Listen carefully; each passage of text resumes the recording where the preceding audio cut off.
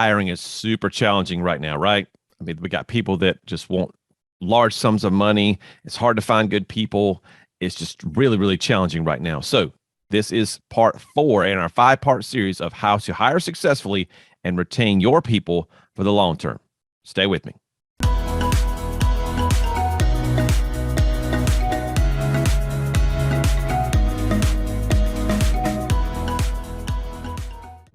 Welcome back. Alex Swire-Clark, emotional intelligence expert, author, and award-winning speaker here, talking to you about how to use this emotional intelligence piece to hire more effectively in your organization.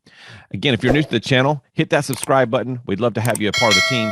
And again, feel free to like any and all videos here as we help to increase your emotional intelligence and make you a better person, both personally and professionally, when it comes to this whole communication thing that we talk about on the channel. So today we're talking about part 4 of the hiring secrets to success. We've already mentioned parts 1, 2, and 3. I will put links below in the description for ways to get a hold of that information. Really, really great stuff there. So how to hire effectively, part 4, asking the right questions. Asking the right questions.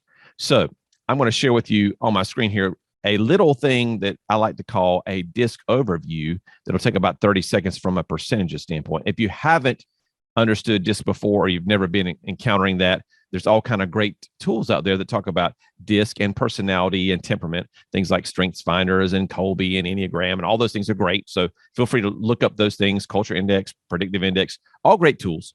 But we're going to talk about DISC today because it's super easy for me to teach it and relate to you in a quick video / podcast. So let me share my screen right quick. What we have in front of us is our DISC model. So our Ds are outgoing and task-oriented, never met a challenge they couldn't face, love to be in charge, that kind of thing. Our Is are inspirational. So they are always enthusiastic, optimistic, love to be around people. S's are more reserved, but like to be around people. So they're more of a supportive kind of person, very fierce friends. And our C's, of course, are our analytical types, reserved and task-oriented. Think accountants, think scientists, those kind of folks who bring order to the chaos of the world. Now, I want to put this out there to you right quick in terms of the percentages of the general population so that you'll know what we're talking about when it comes to how many people you're reaching with a particular message when you're trying to hire these folks, because your interview questions need to match the personality style you're talking to, right? And if you've done your groundwork in those first 3 phases, you'll know who you're looking for. So Ds represent 10% of the population, just 10. So a lot of employers want these folks. They're goal-driven, all about execution, really want to deliver results, but unfortunately, they're just only 10% of the population. So there's just not that many out there. For your Is, that's 25 to 30% of the population. Your S's make up the largest group at 30 to 35% of the population. And then your C's are 20 to 25% of the population. Now, the key part of this slide is that your C's and S's, if you do the math, 25 plus 35, that's 60%. Your C's and S's, those reserve types, 60% of the population. 60% of the population is reserved. And therefore, the outgoing population is going to be about 40%. So assuming we're being industry agnostic here, not talking about just engineers or, just, professional meeting planners or whatever, just industry agnostic, is the majority of the world going to be more outgoing or reserved? Just looking at the math, 40 versus 60. It's reserved, right? So reserved, yes. So 60% reserved, 40% outgoing, again, for you podcast folks out there listening to us today. So that means that 60% of the people on the planet don't want to be the first person to speak at a cocktail party.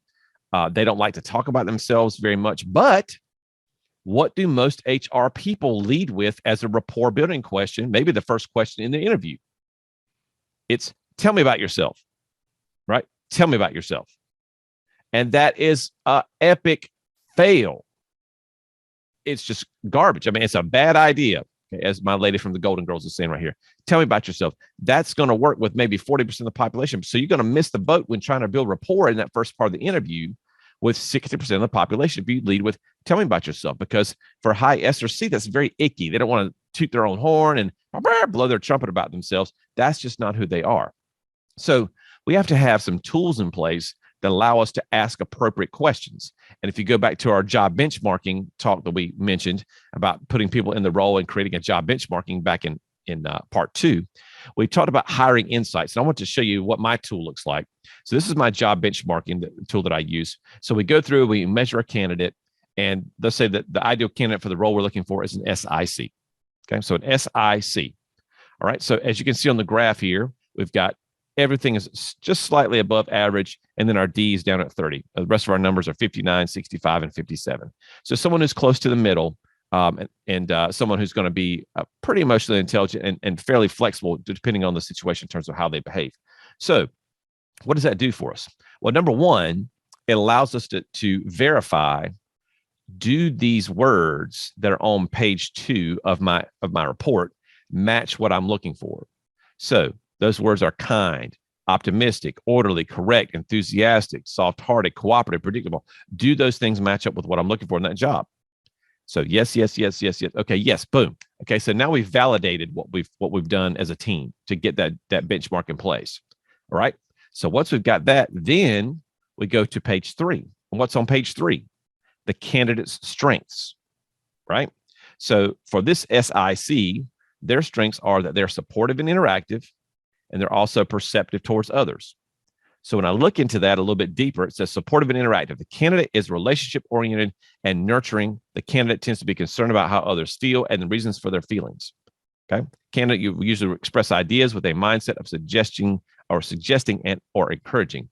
So if I'm focused on having someone who's relationship-oriented and nurturing, then one of my interview questions I can have is, tell me about a time when you've displayed a high degree of nurturing in a previous role.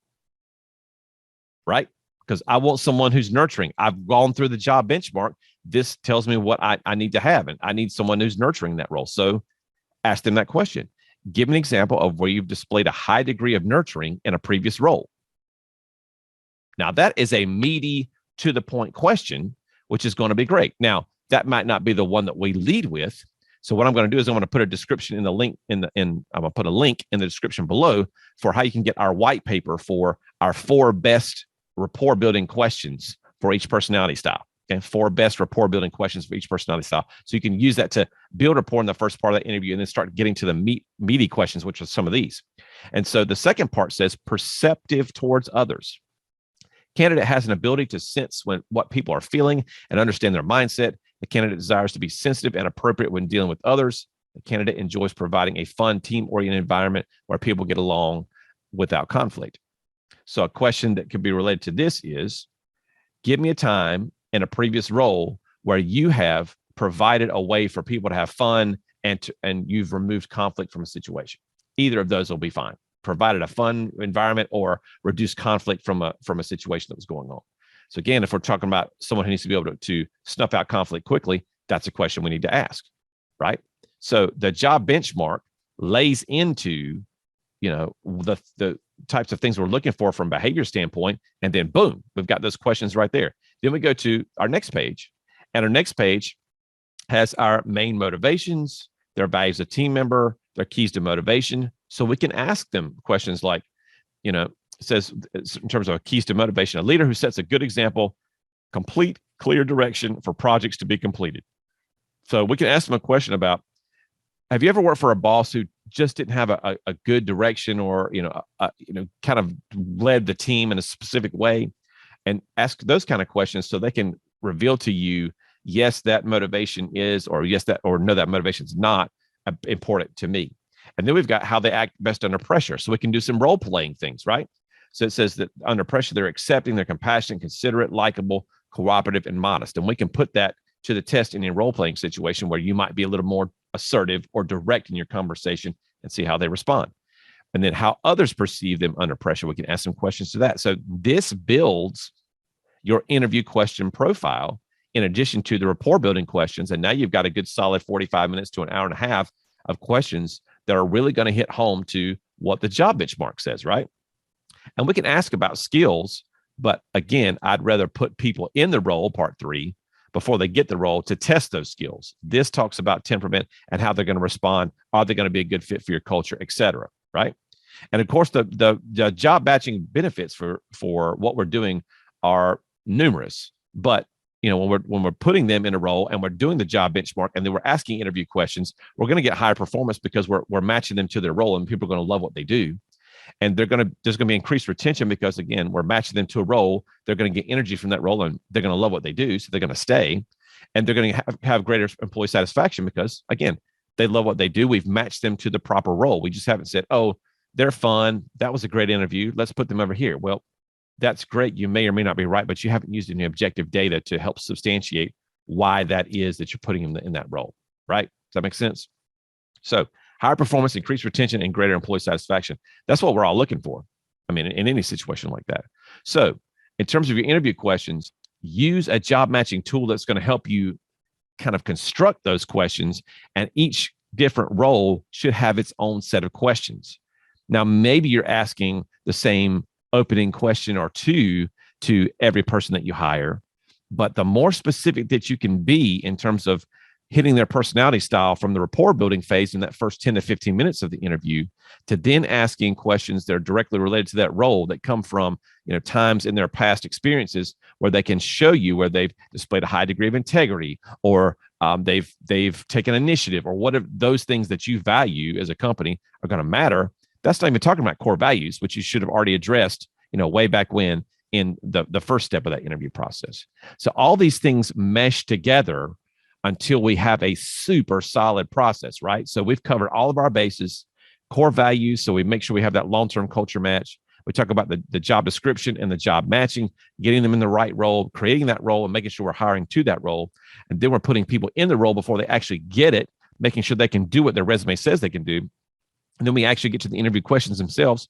We're customizing these to the candidate that we're searching for, so that we can know if those things are going to apply, and not just asking just general ordinary questions. And I'll put a link to the 4 best questions for each personality style in that rapport building phase, so you can have those as you need them. So again, subscribe to the channel. Love to have you on board and support us. We appreciate that. Like any and all videos that you've got here. And coming up next will be part 5, how all of this comes together and what we need to do to finish this off. Thanks so much for being with me today. Take care.